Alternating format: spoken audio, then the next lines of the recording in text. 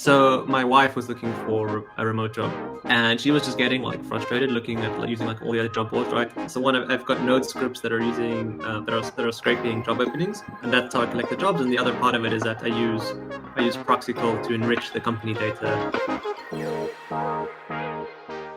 Hi, I'm Colton Randolph, the technical writer for Proxycurl. Normally you would find me over on the blog, but today you're finding me either on the blog or on YouTube. I'm here with Lior, the founder of Remote Rocketship, and I'll just go ahead and let him introduce himself.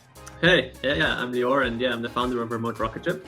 Remote Rocketship is a job board for remote jobs. We work differently than most other job boards. Since most other job boards require companies to pay to post their jobs on their job board, what we do instead is we scrape job openings from 30,000 plus companies that we have, and we post all their job openings on our website. Job seekers love us just because we have tens of thousands more job openings than most other job boards.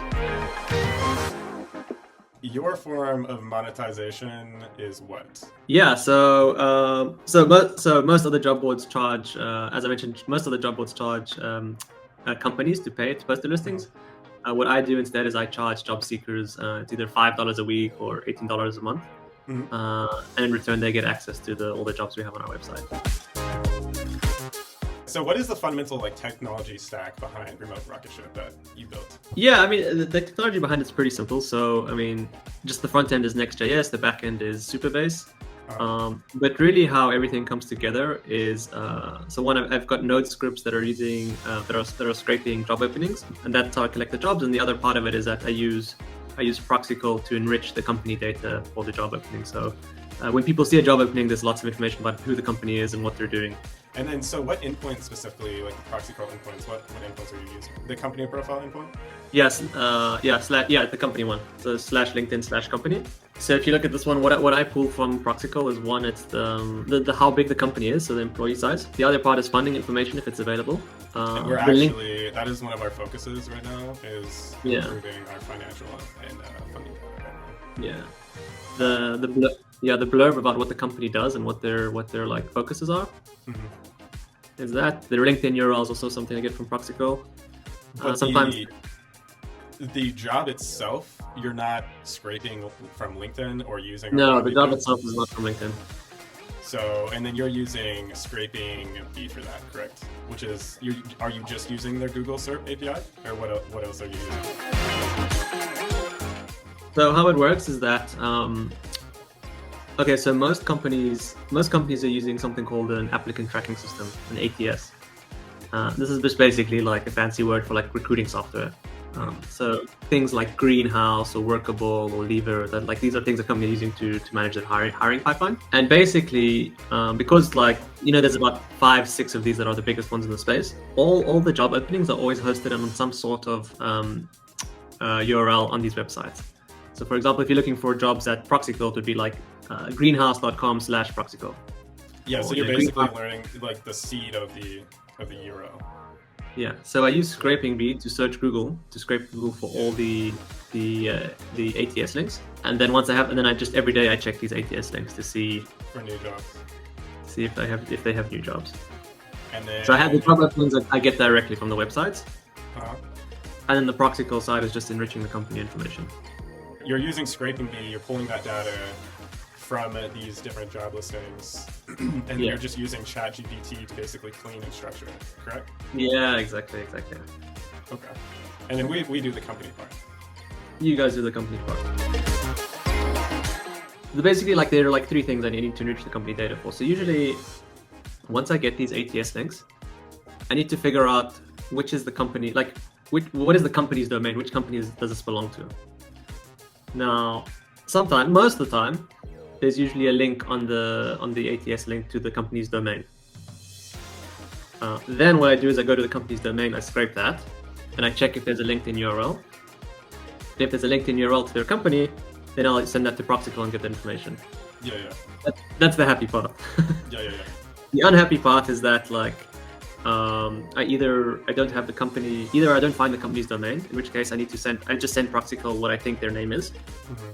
Proxycurl will send me the LinkedIn company URL, and then I'll send it again to Proxycurl to be like, okay, now give me information on this company. So I would have to pull up our docs. Oh yeah. That's exactly. Yeah. So there's a couple of different ways you can do it. So our company profile, you could use the name or you could use the domain. So Yeah. look up the LinkedIn. Our company. Yeah. LinkedIn. Okay. So basically, yeah. So the happy part is I have the LinkedIn URL which I found on their website, so I send it to Proxycurl. The second best case scenario is that I have their company domain, in which case I send this to Proxycurl and Proxycurl sends me back their LinkedIn company URL. Profile. Yeah. And the worst case is that I only have their name and I send this to Proxycurl and Proxycurl send me back. Yeah. I got you. So those are like the three scenarios I use Proxycurl for. So you're using like the company lookup and then the company profile endpoint. Yeah.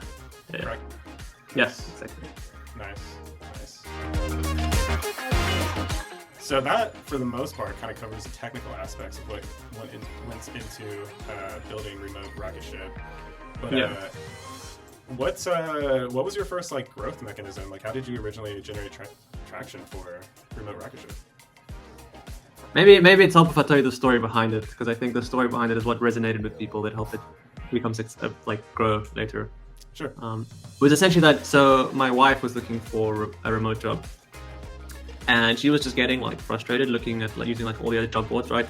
If you've ever had to look for a job, you know it's a full-time job, and all you're doing is like looking at job boards. Yeah. And her biggest pain was that like one, she couldn't find enough jobs, and two, she like the jobs that she did find. Or like she couldn't find good information on the companies for these jobs. Yeah. So I thought both of these was crazy, especially the not enough job openings bit, because I knew of so many great companies that were hiring, but she just wasn't seeing their jobs. And then I learned that the reason why this is that most job boards require you to pay to post a job opening. So if a company doesn't want to pay, you're not going to find their jobs ever. Yeah. And so that's where the idea was born. Well, what if I just like build a scraper that checks for new job openings every day, and then you have like two advantages. One is that you just have more job openings than any other job board, and two is like you'll find these job openings before any other like applicants do. So you get to apply first, and you get more interviews that way. Mm-hmm. So that was the background story of that. And then what happened was, so I created it and I shared it on Reddit.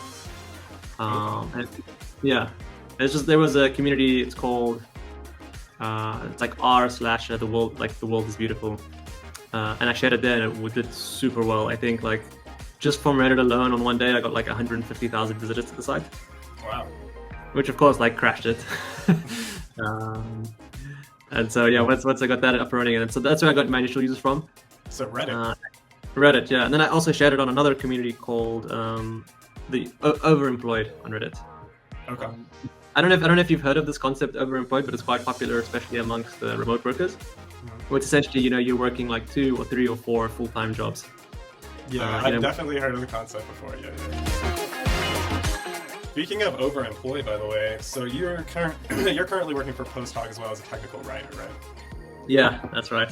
So what is it that you do over there for them? Is there any kind of connection between the two projects? And then obviously it seems like PostHog is cool with you doing this on the side as well, right? Yeah, they're definitely cool. It's actually Remote Rocketship is how I found PostHog. So really? especially Did you get hired for your current job through Remote Rocketship then? Not really, something like that. So what happened was, so after I launched on Reddit and I got all these users, the analytics tool that I was using just became too pricey. Mm-hmm. And so I was looking for another tool. I tweeted that I'm looking for another analytics tool. What are people using? And then someone recommended PostHog, and I started checking it out. And then I was like, oh, this actually looks like a really cool company. Everything is open source. Their handbook is like open. You can have a look. And I was like, oh, cool. And then they had this job opening for a technical writer, and I thought, oh yeah, I could do this. Yeah, so I applied, and like now I'm working. I'm working there. Nice. Since they're ready. And yeah, they are cool to me working on this as well. There's loads of employees there working on different side projects, and they very much appreciate the builder mentality. Yes, they respect it. That's probably part of the reason they hired you, I guess. Yeah. So I don't know if you know this, but we actually do use PostHog internally. Yeah, I didn't know this. Yeah. And then what is it that you do for PostHog specifically? So I'm a technical writer, so it's a lot of things around marketing and SEO and writing technical content, either for our newsletters or for our docs or for something else. How come you don't have a blog on Remote Rocketship? It doesn't look like you have a blog on there. I do. It's under advice. If you look at the top and click advice.